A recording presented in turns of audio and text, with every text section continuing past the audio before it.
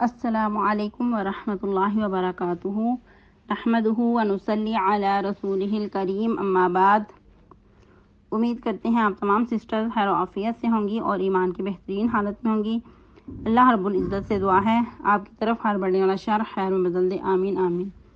پیارے سسٹرز، ہم لوگ سورہ نساء کی آیہ مبارکہ 36 تک ٹرانسلیشن اور آیہ مبارکہ 34 اور فرسٹ جز پڑھ چکے تھے۔ آج کا لیسن اسی آیہ مبارکہ سے کنٹینیو کریں گے اور نیکسٹ آپ کو ٹرانسلیشن کا لیسن نہیں دیا جائے گا، کیونکہ جیسا کہ آپ کو کل کے لیسن میں انفارم کیا تھا کہ فرائیڈے کو آپ لوگوں کا ٹیسٹ ہے، تو اس سہولت کے پیش نظر لیسن آج کا تھوڑا دیا جائے گا۔ اور ابھی آپ کو انفارم نہیں کیا گیا کہ آپ کا جو ٹیسٹ ہے کیسے ہوگا، کال پہ لیا جائے گا یا کہ ریٹن فارم میں۔ آپ لوگ اپنے ہتھیار مضبوط رکھیں، ہر طرح سے تیاری رکھیں، تو انشاءاللہ العزیز آپ کے پاس بہت سارا ٹائم ہے۔ تو آئیے آج کا لیسن سٹارٹ کرتے ہیں آیہ مبارکہ 34 سے۔ رب اشرح لی صدری ویسر لی امری واحلل عقدۃ من لسانی یفقہوا قولی اللہم بارک لنا فی اوقاتنا اللہم فقہنا فی الدین اللہم انی اسألک الہدی والتقی والعفاف والغنی اللہم الہمنی رشدی واعذنی من شر نفسی اعوذ باللہ من الشیطان الرجیم واللاتی تخافون نشوزہن فعظوہن واہجروہن فی المضاجع وضربوہن فإن أطعنكم فلا تبغوا عليهن سبيلا إن الله كان عليا كبيرا۔ تفسیر، جیسا کہ ہم لوگ آیہ مبارکہ کے فرسٹ جز میں پڑھ چکے کہ اللہ رب العزت نے مردوں کو، شوہروں کو بہت بڑی ذمہ داری دی اور ان کو قوام بنایا، منتظم بنایا، مدبر بنایا، وہ گھر کی دیکھ بھال کریں۔ عورتوں کے جو نان نفقے کی ذمہ داری ہے وہ مردوں پہ ڈالی گئی۔ پھر مزید کہ نیک عورتیں جو ہوتی ہیں وہ فرما بردار صالحات سے ہوتی ہیں اور شوہر کی غیر موجودگی میں حفاظت کرتی ہیں، اس کے مال، اس کی جان، اس کی آبرو کی، یعنی کہ اس کے غیر پیچھے، اس کی غیر موجودگی میں اس کی بچوں کی بھی اچھی سی دیکھ بھال کرتی ہیں۔ عورتوں کو چاہیے کہ اللہ رب العزت نے جو گھر کی ذمہ داری دی ہے بہت احسن طریقے سے نبھائیں، اور ان کی مثالیں، زندہ مثالیں ہمارے پاس صحابیات کی ہیں، اور سب سے بڑھ کے ازواج مطہرات کی، کہ انہوں نے کتنے احسن طریقے سے یہ گھریلو ذمہ داریاں نبھائیں اور مشکل حالات میں کیسے شوہر کا ساتھ دیا اور کام پہ ہی قناعت پسندی اختیار کی، اور سب سے بڑھ کے قرآن و حدیث کو ترجیح دی اور اللہ اور اس کے رسول کی محبت کو ترجیح دی۔ اور سب سے بڑھ کے زندہ مثال مشہور و معروف جو واقعہ سیدہ خدیجہ رضی اللہ تعالی عنہا کا ہے کہ جب آپ صلی اللہ علیہ وسلم بہت پریشان اور طبیعت ناساز اور بوجھل قدموں کے ساتھ گھر تشریف لائے تو اس وقت کیسے انہوں نے ان کی حوصلہ افزائی کی، کن الفاظ کے ساتھ ان کی ڈارس بندائی۔ کوئی ان کو باتیں نہیں کی کہ ایک تو آپ سارا دن ساری رات باہر رہتے ہیں اور آپ آ کے مزید پریشان کر رہی ہیں، ایسا نہیں ہے، بلکہ پیار اور محبت کے ساتھ ان کی غم خاری کی، اچھے الفاظ کے ساتھ ان کو ویلکم کیا، ان کو مکمل آرام فراہم کیا، اور جب ان کی طبیعت کچھ بہتر ہوئی تو ان کو اپنے چچا زاد بھائی کے پاس لے گئیں جو کہ بہت بڑے عالم تھے۔ اور یہی وجہ ہے کہ آپ صلی اللہ علیہ وسلم نے اما جان خدیجہ رضی اللہ تعالی عنہا کی وفات پہ اس سال کو عام الحزن قرار دیا کہ غم کا سال ہے، کیونکہ ظاہری بات ہے ایک اتنی بہترین ساتھ دینے والی بیوی اور وہ بھی دین کے کام میں معاون بیوی جب دنیا سے چلی گئیں تو گویا کہ آپ صلی اللہ علیہ وسلم نے خود کو بہت ادھورا پن محسوس کیا۔ اور اگر باقی ازواج مطہرات کی بھی بات کی جائے تو وہ بھی ایک سے ایک بڑھ کر ہمیشہ اللہ رب العزت کی اور اپنے شوہر کی شکر گزار رہیں، کبھی کوئی گلہ شکوہ نہیں کیا۔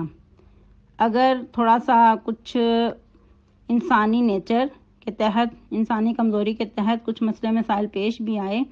تو اس وقت جب آپ صلی اللہ علیہ وسلم نے آپشن دیا کہ اگر آپ چاہتی ہیں تو میں آپ کو دنیا کا بہت سارا مال دے کے اچھی طرح سے رخصت کر دیتا ہوں، لیکن تم اگر اللہ اور اس کے رسول کو چاہتی ہو اور آخرت کے گھر کو چاہتی ہو تو پھر آپ کے لیے دوہرا اجر ہے۔ تو اس وقت انہوں نے کیا کہا؟ دنیا کے جو ساز و سامان تھے، دنیا کی جو آرائش تھیں، ان کو ایک طرف رکھا اور اللہ اور اس کے رسول کی محبت کو اول ترجیح دی۔ کہا کہ ہمیں اللہ اور اس کے رسول کی محبت چاہیے۔ تو وہ مومنین کی بہترین مائیں ہیں، ام المؤمنین ہیں۔ اگر ہم سمجھتی ہیں کہ واقعی ہم ان کی بیٹیاں بن کر دکھانا چاہتی ہیں تو پھر ہمیں ان کے رول ادا کرنے ہوں گے، ہمیں بہترین رول ماڈل بن کے دکھانا ہوگا۔ پھر یہ گھر گھر کا رونا نہیں ہوگا کہ آج یہ ہو گیا اور آج وہ ہو گیا، آج اتنی مالی کمزوری کے تحت یہ حالات ہو گئے، آج یہ حالات ہو گئے۔ کم پیسے میں بھی میاں بیوی ایک دوسرے کے ساتھ پیار و محبت کے ساتھ رہ سکتے ہیں۔ لہٰذا جو بنات عائشہ ہوتی ہیں، بنات خدیجہ رضی اللہ تعالیٰ عنہم ہوتی ہیں، وہ اپنے شوہر کی کمزوریوں کا چرچا نہیں کرتی، وہ اپنے شوہروں کی کمزوریوں پہ پردہ ڈال کر ان کی جو اچھائیاں ہیں ان کو شہرت دیتی ہیں، گھر کی جو فضا ہے وہ بہترین بناتی ہیں۔ مزید اللہ رب العزت کیا فرما رہے ہیں؟ واللاتی تخافون نشوزہن فعظوہن واہجروہن فی المضاجع وضربوہن، کہ وہ عورتیں کہ جن کے بارے میں تمہیں اندیشہ ہو، تمہیں ڈر ہو ان کی چڑھائی کا، تو ان کو زبانی کلامی نصیحت کرو اور ان کو ان کی خوابگاہوں میں چھوڑ دو اور ان کو مارو۔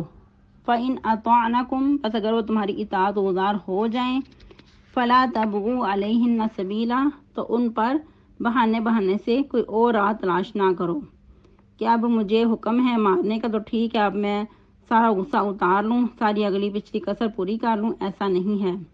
پھر ان کو ان کے حال پہ چھوڑ دو تو ایک پھر نئی زندگی کا آغاز کرو۔ یاد رہے کہ یہ جو نشوز کا ورڈ ہے یہ وسیع معنی رکھتا ہے۔ اس کو مزید کچھ احادیث مبارکہ سے سمجھتے ہیں، جس طرح کہ نبی صلی اللہ علیہ وسلم نے فرمایا کہ خبردار سنو، عورتوں کے متعلق حسن سلوک کی وصیت قبول کرو، وہ تمہارے پاس تمہارے لیے مخصوص ہیں، یعنی کہ ایک وقت تک تمہارے پاس ہیں، اس کے علاوہ تم ان کو اپنے سے الگ نہیں کر سکتی، اپنے سے الگ نہیں کر سکتے الا کہ وہ کھلم کھلی بے حیائی کی مرتکب ہوں۔ اگر وہ ایسا کریں تو پھر ان کو بستروں سے الگ کر دو اور اس وقت ان کو مارو، اور ایسی مار مارو کہ چوٹ نہ آئے۔ اس مار میں سیدنا عبداللہ بن عباس نے جو اس کی وضاحت کی ہے، فرماتے ہیں کہ اتنی مار ہو کہ بالکل جیسے مسواک ہے، چھوٹی سی باریک سی سٹک سی ہو، اس سے بڑھ کر نہیں، اور ایسی مار ہو کہ نشان نہ چھوڑے۔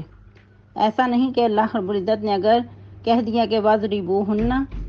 ان کو مارو، کہ تم ان کی ہڈی پسلی ہی توڑ دو، ایسا نہیں کرنا، یہ بہت بڑا ظلم ہوگا۔ ایک اور حدیث کے مطابق نبی صلی اللہ علیہ وسلم نے فرمایا، بیوی کو مارو نہیں اور نہ اسے برا بلا کہو، نہ اسے اپنے سے الگ کرو مگر اپنے گھر میں ہی، یعنی کہ اپنے گھر میں ہی اپنی خوابگاہوں سے الگ کرو، گھر سے نکالو نہیں۔ لیکن افسوس کے ساتھ کہ اگر دیکھا جائے تو معاملہ بالکل برعکس ہے۔ آج معاشرے میں کیا کچھ ہو رہا ہے کہ بعض اوقات بولی والی بچی کو پتہ ہی نہیں ہوتا کہ کیا ہوا ہے، معاملہ کیا ہوا ہے،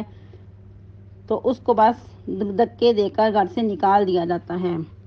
اور مزید دوسری کیٹیگری بھی ہوتی ہے، بعض اوقات کوئی مسئلے مسائل بھی اتنے بڑے نہیں ہوتے، لیکن جو لڑکی ہوتی ہے وہ چھوٹی چھوٹی بات کو بہت بڑا ایشو بنا کر، میکے والوں کو بتا کر، فون پہ ہر چھوٹی چھوٹی بات کو بنا کر، تو والدین جو کہ بہت ہی حساس ہوتے ہیں بچیوں کے بارے میں، وہ پھر اتنا بڑا ہنگامہ ہوتا ہے کہ اس سے نکلنے کی کوئی صورت نظر ہی نہیں آتی۔ اور وہ بعض اوقات ایسا بھی ہوتا ہے کہ گھر والے بالکل ٹھیک ہو جاتے ہیں، جو چھوٹے موٹے مسائل ہوتے ہیں، لیکن جو والدین ہیں وہ بہت پریشان ہوتے ہیں، ان کی طرف ایک بہت بڑا لاوا پک چکا ہوتا ہے جو کبھی بجھنے کا نام نہیں لیتا۔ تو اس میں دونوں کو کمپرومائز کرنا چاہیے، چھوٹی چھوٹی باتوں پہ بہت بڑے ایشو نہیں بنانے چاہیے، پھر ہی گھر کی فضا پرسکون ہو سکتی ہے۔ پھر ایک اور موقع پہ نبی صلی اللہ علیہ وسلم نے فرمایا، تم میں سے کوئی اپنی بیوی کو یوں نہ مارے جیسے اپنے غلام کو مارتے ہو، پھر دن کے آخری حصے میں تمہیں اس سے ضرورت پیش آ جائے۔ اور ایک اور بات کہ غلام لونڈی کو مارنے کا بھی حکم نہیں ہے، ان کو بھی نہیں مار سکتے، لیکن اس لیے کہا کہ معاشرے میں غلام لونڈی کو بہت حقیر سمجھا جاتا ہے، تو اس لیے اس کے ساتھ مثال دی کہ اس طرح بیوی کو نہ مارو کہ جس طرح اپنے غلاموں کو مارتے ہو، ان کو حقیر سمجھتے ہوئے۔ تمہاری بیوی تمہاری قید میں غلام نہیں ہے بلکہ تمہارے گھر کی ملکہ ہے۔ دوبارہ سے آیت مبارکہ کو دیکھتے ہیں، اللہ رب العزت فرما رہے ہیں، اگر تم دیکھتے ہو، تمہیں ڈر ہو کہ وہ نشوز پہ اتر آئی ہیں، تو پھر ان کو زبانی کلامی نصیحت کرو، پھر ان کو خوابگاہ میں چھوڑ دو اور ان کو مارو۔ یہ 3 آپشن بتائے گئے ہیں۔ اگر حالات سنورتے نظر آتے ہیں تو تمہیں پھر کوئی حق نہیں کہ تم اس کے علاوہ کوئی اور بہانے تلاش کرتے رہو۔ یقیناً وہ اللہ کی ذات جو تمہارے اوپر ہے بہت ہی بلند و بالا اور بہت ہی بڑی ہے، وہ تمہیں پکڑ سکتی ہے، تم سے انتقام لے سکتی ہے اگر تم بلا وجہ بیوی پہ کچھ ظلم ڈاؤ گے۔ اگر وہ بیچاری اس وقت چپ ہو جائے گی، تمہارا ظلم سہ لے گی، لیکن اللہ کا جو عذاب ہے وہ بڑا سخت ہے، اللہ تعالیٰ تمہیں کسی بھی طریقے سے پکڑ سکتے ہیں۔ پھر مزید اللہ رب العزت انسان کی رہنمائی کرتے ہوئے کیا فرما رہے ہیں، وَإِنْ خِفْتُمْ شِقَاقَ بَيْنِهِمَا، اور اگر تمہیں ڈر ہو، اندیشہ ہو دونوں کی مخالفت کا، فَبَعَثُوا حَكَمًا مِّنْ أَهْلِهِ وَحَكَمًا مِّنْ أَهْلِهَا، تو ایک منصف عورت کے خاندان سے ایک منصف مرد کے خاندان سے مقرر کر لو، کیونکہ بعض اوقات حالات سنورتے نظر نہیں آتے، بعض اوقات دونوں فریق ہی سچے ہوتے ہیں، لیکن شیطانی حملہ ہوتا ہے کہ حالات کسی بھی طریقے سے درست نہیں ہوتے، تو پھر اللہ رب العزت نے کیا فرمایا کہ ایک اور حربہ آزما لو کہ دونوں فریق میں سے ایک جو منصف ہے وہ مقرر کر لو۔ ان یرید اصلاحا یوفق اللہ بینہما، اگر وہ دونوں ارادہ رکھیں گے اصلاح کا تو اللہ رب العزت ان دونوں کے درمیان موافقت پیدا کر دیں گے، یعنی کہ اگر میاں بیوی دونوں گھر بسانا چاہتے ہیں، اپنی انا کو توڑنا چاہتے ہیں، قربان کرنا چاہتے ہیں، تو پھر یقیناً اللہ تعالیٰ کوئی نہ کوئی راہ نکال دیں گے ان کے درمیان صلح صفائی کی۔ لیکن اگر دلوں کے اندر بدنیتی ہے، گھر بسانے کا ارادہ نہیں ہے، تو پھر کوئی جتنا مرضی کچھ کر لے تو پھر گھر نہیں بس سکتا۔ دوسرا اس کا مفہوم یہ بھی ہو سکتا ہے کہ اگر وہ دو منصف مقرر کیے گئے ہیں، اگر ان کے اندر خیر خواہی کا جذبہ ہوگا، اگر ان کا ارادہ اصلاح کرنے کا ہوگا، تو یقیناً اللہ تعالیٰ کوئی نہ کوئی موافقت کی صورت پیدا کر دیں گے۔ پھر اللہ رب العزت کیا فرما رہے ہیں، ان اللہ کان علیما خبیرا، یقیناً اللہ تعالیٰ بہت ہی زیادہ جاننے والے باخبر ہیں، یعنی کہ جتنے بھی اللہ تعالیٰ کے احکامات ہیں، جو فیصلے ہیں، وہ اللہ تعالیٰ کے علم پہ مکمل ہیں، علم کاملہ پہ مشتمل ہیں، اور اللہ تعالیٰ تمہارے حالات کی مکمل خبر رکھنے والے ہیں، تم سے مکمل اللہ تعالیٰ واقف ہیں، کیونکہ اللہ تعالیٰ تو علیم بذات الصدور ہیں۔ اگر تم عدل و انصاف کو چھپاؤ گے لیکن اللہ تعالیٰ سے کچھ بھی نہیں چھپا سکتے، اللہ تعالیٰ کو ہر حال کی خبر ہے۔ اور یہ بھی یاد رہے کہ جو اس طرح کے قرآن و حدیث کے احکامات ہیں یہ کسی انسان کی طرف سے ایجاد کردہ نہیں ہیں، بلکہ یہ اللہ رب العزت نے خود ان کو نازل کر کے انسان کی رہنمائی کی ہے۔ تو انسان کو چاہیے کہ اللہ کے جو احکامات ہیں ان کو خوشی سے قبول کر لینا چاہیے اور ان پر عمل کر کے اپنے حالات سنوار لینے چاہیے، ورنہ اگر انسان انا کا شکار ہو جائے گا تو پھر کیا ہے، ایسا گھر ٹوٹے گا کہ ساری زندگی انسان ٹینشن کا شکار رہے گا، نہ خود سکون کی زندگی بسر کر سکے گا، نہ گھر والے سکون سے جی سکیں گے۔ آج کا ہمارا لیسن کمپلیٹ ہوا۔ اب آپ کے سوال کی طرف آتے ہیں۔ آپ کا سوال تھا کہ خاندانی زندگی کو بہتر بنانے کے لیے کیا ایسی ٹپس ہونی چاہیے کہ جو شروع میں تو انسان بہت خوشی رہ لیتا ہے، ایک دوسرے کے ساتھ انجوائے کرتا ہے، لیکن جو ہی کچھ وقت گزرتا ہے تو وہی جو ایک دوسرے کو جان دینے کو تیار تھے وہ پھر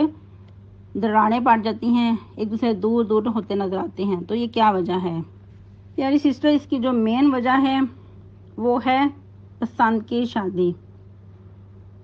جس کو آج ماڈرن زبان میں لو میرج کا نام دیا جاتا ہے. شادی سے پہلے ہی لڑکے اور لڑکی کی چھپی دوستیاں، چھپی محبتیں، اور ایک دوسرے کو جان دینے کو تیار اور ایک دوسرے کے بغیر رہنے کے لیے تیار نہیں ہیں، ایک دوسرے کے ساتھ نبھانے کی قسمیں اور ایک دوسرے پہ مر مٹنے کی قسمیں، جو کہ تعلقات سراسر حرام پہ مبنی ہیں. ایسے تعلقات جو کہ زنا پہ مبنی ہیں، حرام ہیں، فحاشی کی ایجاد ہے. شادی سے پہلے ایک جوانی کا نشہ چڑھا ہوتا ہے، لیکن جب یہی جو محبتیں ہوتی ہیں جو کہ ایک بالکل جھوٹ ہوتا ہے، تو جب شادی کے بعد ذمہ داریاں پڑتی ہیں تو وہی جو ایک دوسرے کے لیے جان نچھاور کرنے کو تیار تھے، ایک دوسرے کی شکلیں دیکھنے کو تیار نہیں ہوتے، کیونکہ جو چاؤ شادی کے بعد پورے کرنے تھے وہ شادی سے پہلے ہی سارے پورے کر لیے ہیں. اس لیے سارے چاؤ تو پہلے پورے ہو چکے، اب یہ جو ذمہ داریاں ہیں یہ بوجھ لگ رہی ہیں، یہ ذمہ داریاں پہاڑ جیسی لگ رہی ہیں.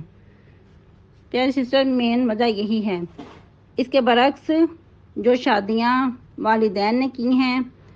اور اس کے اندر رب تعالیٰ کی رضامندی شامل حال ہے، تو ایسی شادیاں پھر پروان چڑھتی ہیں، ایسے گھر پھر ایک جنت کا گہوارہ ہوتے ہیں.